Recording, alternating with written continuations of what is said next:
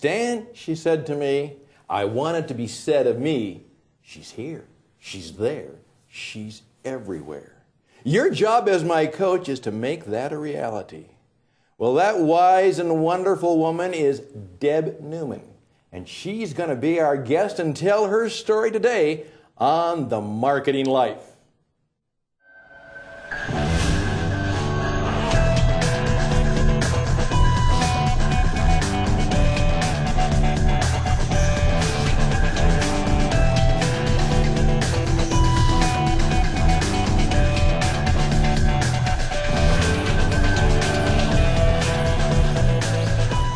Welcome back. I'm Stan Houston, and this is The Marketing Life. It's an internet TV show beamed literally around the World Wide Web. And we're here to help you. That's right, we're here to help you. First of all, live well.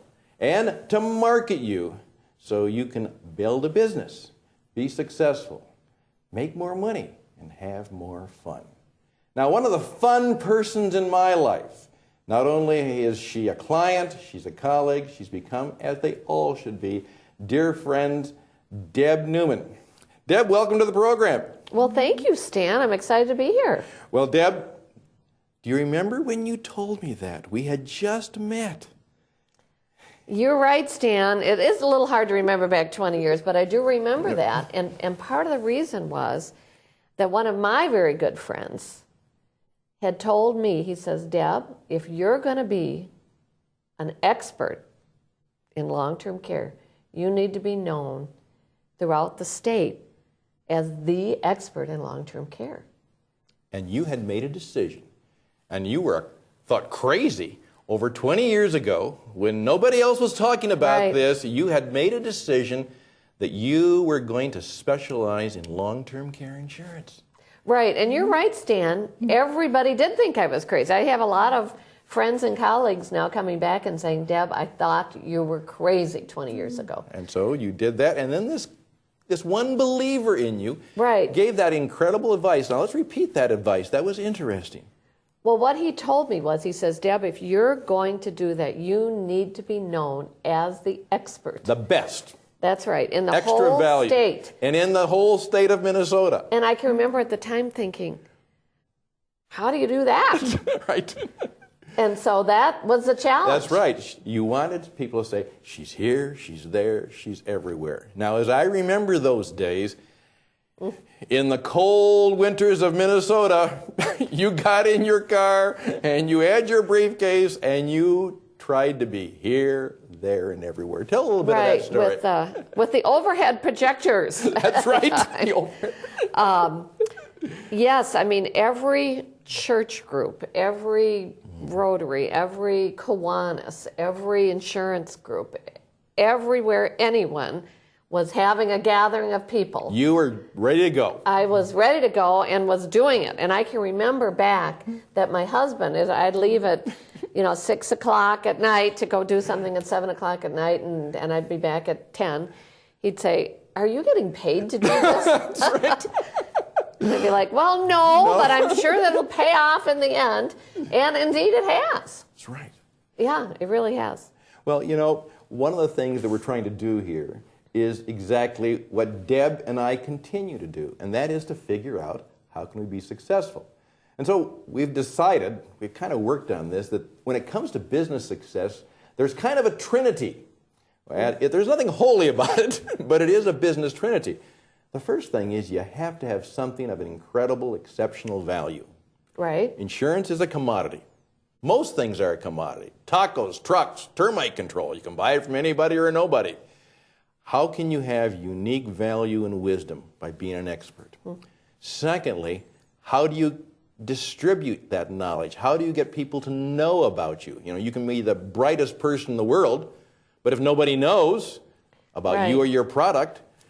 And that's a challenge. It is. Yeah.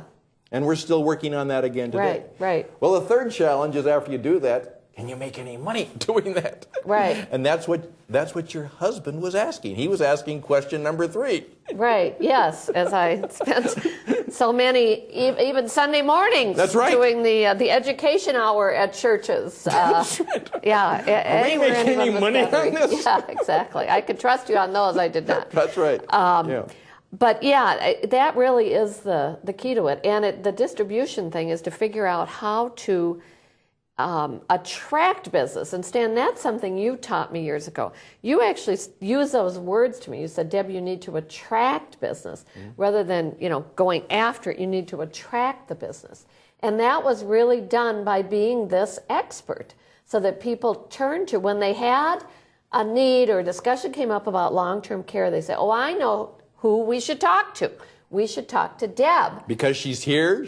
Yeah. They've seen you. She's Right. here, she's there, she's everywhere. In fact, one of my favorite lines was the state of Minnesota. I've spoken at a lot of hearings. I've spoken at educational things county by county for extension offices. And I remember somebody telling me at the state that they said, we want that long-term care lady. Find that long-term care lady.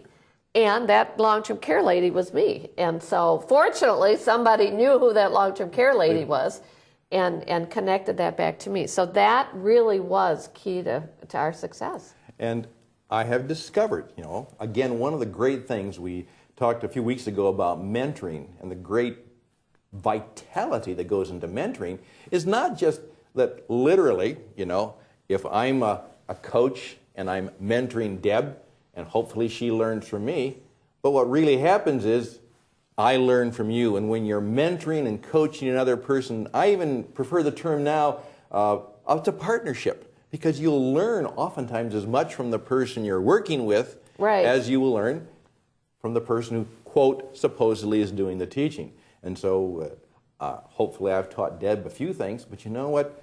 That great line, I still remember that today, where she said, she's here, she's there, she's everywhere.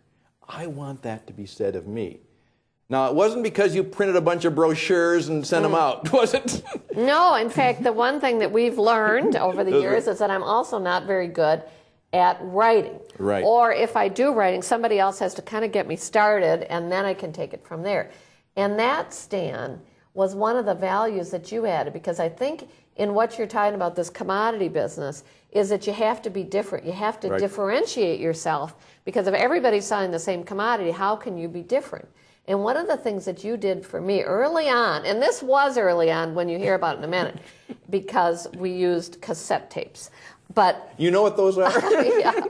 What we did was an audio newsletter, because what Stan knew about me is that if he asked me a question, I would be able to answer it. With personality and energy and force? Right, and that passion. And so what we did is every quarter, we did an audio newsletter about what was going on with long-term care insurance, what the products were up to. And this was for financial professionals and agents to learn about how to help their customers. But we did that audio newsletter and sent it out, and then people would even tell me that they were driving along, and that's when they would play their cassette. We were doing social media before there was such a thing. Right, yes. And of course now you can't even buy a car with a cassette player. That's right, you can't. But that was kind of some of the cutting edge things that you did for me. And the other thing I have to tell you, and I've told you this many times, was that through your art of listening and then playing back to me what you heard me say, I would often come up with the solutions myself as to how to direct our business. But I needed you to listen to me so that I could get those ideas out of my head and then understand what direction to go. And at the end of a meeting, I would say, oh, that was simple.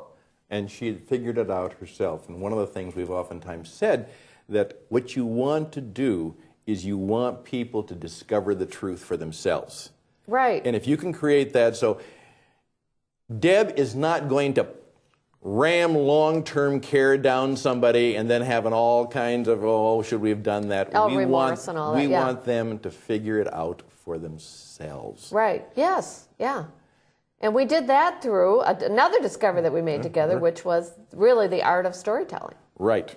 And one of the things that you and I are going to talk about a lot more, in fact, as the Marketing Life Coach becomes a whole series of coaches, just remember this, as we've mentioned before, and Sam, when he talked about social media, the best have a coach, but the truly great ones have many coaches. And Deb doesn't know it fully yet, but she's perhaps going to join us as a little bit of an associate coach, because there's a couple things she knows about too. First of all, one of Deb's symbols, at least the one I've given her, is breaking glass. Because Deb, like you said, not only were they thought you were crazy 20 years ago, but you were also a woman. Right, yes. I think I remember one of the agents that we know well, saying, well, little Debbie. little Debbie Newman. Yeah, is over there doing long-term care insurance. And so figuring out not only how to be a specialist in long-term care insurance and making that happen, but kind of breaking that glass of, my goodness, a woman in leadership, a woman starting her own company. That was all very new stuff. Right, and one of the things I'm most proud of, Stan, which is not so much what we're doing here today, but in terms of industry leadership, has been the ability to carry those stories on further. And one of my favorite organizations in the entire insurance business is the Life Foundation. And the Life Foundation is the awareness campaign, if you will, for the insurance industry. And we're the got milk. That's right.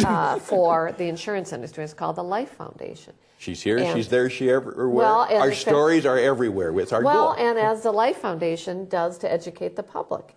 Right. And so I'm going to be the chairperson of the Life Foundation in 2012, and I'm really excited about that as well, because that's one of the best, most positive messaging organizations I've ever seen in the insurance business. And in fact, we met when you trusted me enough as the program chairman for Minneapolis NAFA to give this guy you didn't know a chance to speak. About goal setting. About setting goals. Yeah. And that led to a number of things. And so, again, even in terms of industry and community service, Deb has followed the motto, which is, she's here, she's there, she's everywhere. Well, and then also give first. That's right. That is also one of the mottos that I think has served you well and has served me well, is that give first, because those are the things that come back to you. And serving your industry, in my viewpoint, is probably one of the most important things that we can do. One of the things that we oftentimes say on the Marketing Life is this: hey, you know what? Let's understand that perhaps some of the things we've learned about sales and marketing could be wrong. Remember this old motto, sell them, serve them, and then get them to give you names. That's the old symbol. Sell them, find them. Right. Not attract them, find them, then sell them, then serve them, and get them to give you names. Deb discovered something new, which all successful people have discovered. You serve them first. You serve in order to sell. Well, and I think that's how we attracted business. That's how you attracted business. Right, because we really genuinely wanted people to understand what it was, and so did that by doing all of those talks all over the place. And then those people came forward and said, you know what, I want to solve this. That's right, because you served them first. Right. And sold them. Yes, and one of the things Deb is going to help us with is this incredible power of storytelling. The power of telling stories. Now, we discovered this a few years ago because, like everybody in this business, they get objections. Right, yes. And how do you overcome objections? The objections. And there was a lot of training over the years. Feel, felt, found. Right, yeah. And how to manipulate the conversation to... And we said, you know what? That's wrong. In fact, I just got Well, something... and I don't know that it's wrong. I mean, you're right. It does work for some people. But it's not our style. Right. I think that the storytelling became a more natural way for me to communicate, because I could never get those formulas down comfortably. That's right. And what we've discovered is that when you overcome an objection, not deal with it or help the person discover that for themselves, is in effect you're saying to a person, you're wrong. Right. I mean, somebody's got to win. That's right. You know, when you're overcoming objection, it becomes kind of a battle. And are you going to convince them that you're right? And you know. And no one likes to lose. We lose enough in life without. Well, I lost that one to the insurance agent, and by golly, I bought it. Right. You know, and yeah, I even had one person who was an assistant one time who told me that she gets calls sometimes where it says, "I just bought this. Do I really need this?" Yeah. Well, probably they did. They did. Right. But they were wondering, you know, Right. because they felt that they had been kind of overcome a bit. Right. Well, one of the things we did is we went through a whole series, and this is a great exercise. Remember what we did? We got, well, we all can do this, all of the different objections we usually hear. Right, or the excuses. The what excuses, if people tell you when they don't buy? When they don't buy. And we came up, I think, with the 9 big Right. objections. Mm-hmm. At least for long-term care. At least for long-term care, and you can do this. So what we would like to do in the last few minutes of our program here together is we're going to do a little role playing, okay? Okay. Uh-oh. And I'm going to do an objection. Okay. Remember, like we did? Okay, I'm going to do an objection, and you're going to demonstrate to these people that you're not going to overcome it, right? Are you? You're not going to beat me down. You're not going to make me feel foolish. You're just going to tell some stories to help me deal with the objection. All right. So, Let's see how we do. Let's see how we do. There's 9 of them. Well, let's start with the one we used that you actually heard the other day. Yeah, you mentioned right. this to me. Yeah. You were speaking to a group here in Arizona, and someone gave you the... Okay, here we go. We're going to call this the Dr. Kevorkian objection. Right. Yeah, Okay. which is pretty common. Pretty common. Yeah. Well, Deb, this is you know, you're obviously a very smart woman. I'm impressed. But you know, when it comes to this long-term care insurance, by the way, it is kind of expensive, isn't it? Mm-hmm. Can be. Yeah. You know, I think I'm just going to call Dr. Kevorkian. I'm going to take care of it. I'm not going to be a burden to my family. I'm going to find a way out. You know what, Stan? I greatly understand that. I mean, I hear that a lot, and I understand that probably seems to be the easiest way to do it. You know, so yeah. I mean, so one thing might be, you know, tell me what your plan is, but you know, that's hard for any of us to do. But you know what? It reminds me of a story that was told to me by a good friend up in Duluth, Minnesota, and he a little Italian father who had significant heart problems. Mm-hmm. And he would tell his son, Pat, he said, "Now, Pat, if I ever get bad, just shoot me. And that was his plan. So, you know, Pat knew that was the plan. Okay, Dad, I'll shoot you. And so his dad ended up with congestive heart failure, and he'd be out in the driveway with his walker, and he'd be saying goodbye to Pat. And he said, "Now remember, Pat, if I really get bad, just shoot me. Okay, Dad. Well, then pretty soon he had to have a nurse in the house 3 or 4 days a week helping him with different things. And then he would be saying goodbye to Pat again with his walker.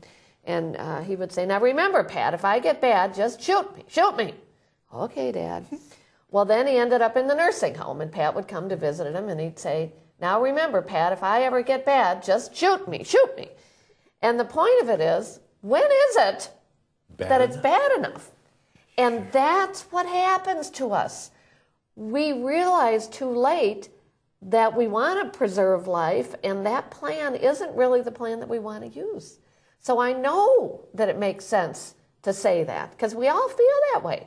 But it may not be the best solution, Stan. Now, you see what she did? She didn't make fun of me. She Right. didn't. Yeah, I mean, it's easy to understand how you feel. She affirmed me. She didn't overcome my objection. She simply told me a story in which I say, yeah, and would I ever shoot myself? Could I really do that? Right, or certainly not expect somebody else to do it. Yeah. Right, yeah. And so I said, well, you're right. And now I reached that conclusion. It wasn't because this smart, tough saleswoman Right. beat Argued with me about right. it. She affirmed me. Yeah. By simply, and that's a true story. Oh, absolutely, yeah. Well, it's a little humorous now. I mean, it Right. was, yeah, it was But a it was true true. story. Okay, you get the idea? Now we're gonna try that this time. Okay. You hear this one a lot, I know. Deb, you know, this is right. And again, this is not inexpensive stuff. But you know, I'm very fortunate. I think, you know, my kids have promised that they're going to take care of me. My kids have promised they're going to take care of me. Wow. You know what, Stan? We don't really hear that a lot because most families now aren't in a position to take care of their loved ones. So if your family has told you that they'll do that, wow, what a fabulous family and what an honor for them to do that for you. But you know, one thing would be, wouldn't it be a wonderful gift if you were able to, at that time, to tell them, I am so grateful for you kids for helping me, and indeed I am. So what I did is I put a plan together which would allow you to hire somebody to help you. What a wonderful gift that would be for you to help them as they're doing that caregiving. Because you know what, Stan? You've got a pretty profound family if they're willing to do that for you. So this is a way that you could honor them by helping them at that time. And you see, I didn't put down. In fact, I was honored. And you just simply tell a story about how something could be done a little differently. Right. And there are stories. I mean, I could tell stories about if that didn't work, then I would go on and tell another story, you know, about this family that moved up to the same community my parents did. And I've got story after story after story. And one of the reasons that you get so many stories is that you listen to people that tell you the stories. Mm-hmm. And then you realize how those stories could help others make the decision. And so you gather the stories. And the one thing I'd love to tell you, Stan, is that these are not my stories. All these things didn't happen to me. They're other people's stories, and you can retell them. That's okay to retell somebody else's story. It's fine. It's a because story. It reminds me of a story, and let me share the story with you. And then it allows the client to discover for themselves. If you will, the fallacy of the excuse that they gave you. For themselves. Yeah, for themselves. Now, this is one of my favorite, because you always say, I've got plenty of money, Deb. I'm going to self-insure.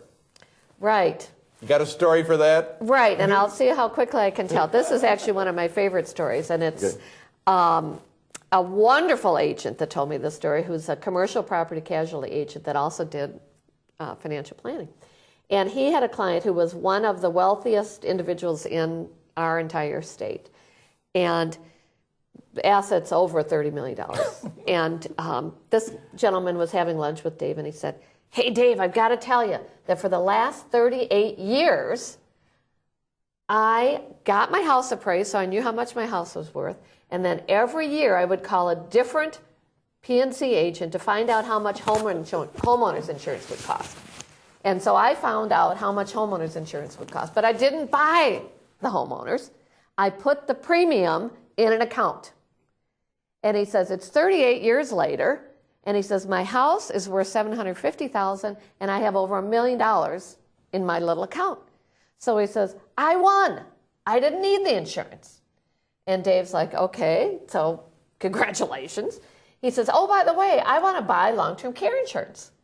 And so Dave's like, okay, am I the fourth person you've asked about this? How far along are we on this? And he says, no, I want to buy long-term care insurance. And Dave says, why would you buy long-term care insurance when you've got plenty of money? He says, look, the reason that I didn't buy homeowners insurance is that I knew what the financial risk was because I knew how much my house was worth. I knew what the statistical risk was. Right, that's underwriting. Which was only like 2%. Mm-hmm. So I was willing to take that risk. He said, but with long-term care planning, he said, I know there's a greater than 50% chance I'm going to need it, and I have no idea how much it's going to cost. That's the very kind of risk you transfer to an insurance company. And then you just leave that out there, and the client is thinking, I don't have $30 million, and somebody with $30 million bought the insurance, so maybe I should really reconsider this. And so again, They're listening to the story and they're discovering it for themselves. I didn't object. I agreed. I said, boy, that's probably a good plan. You got plenty of money, but let me tell you a story about somebody else. There you go. Oftentimes, Deb and I have discovered that if you really want to affect people's behavior, not just educate them, but to affect their behavior, what you do is you go back to that long-term secret that wisdom is best communicated in the art of telling stories. Well, now you have heard Deb Newman's story, and I hope that you will get in touch with her. Deb, if they'd like to know a little bit more about that little how to overcome and deal with, overcome, deal with, how could they reach you? Yeah, because we actually have a DVD of That's all, right. or not a DVD, a CD of all Not of a those cassette stories. anymore. Right. You can play this in the car. Right. And they could just simply go to our website at www.newmanltc.com. Say it again. newmanltc.com. Thank you very much. And thank you for your time, your energy. I hope that you will live well. I hope you'll be able to continue to market yourself and build and grow a business. Thank you, Deb. Now we know some marketing secrets that will help us build that business and make a difference in the lives of others. I'm Stan Houston, along with my good friend, Deb Newman. wishing you all the best and blessings. And until next time, bye for now.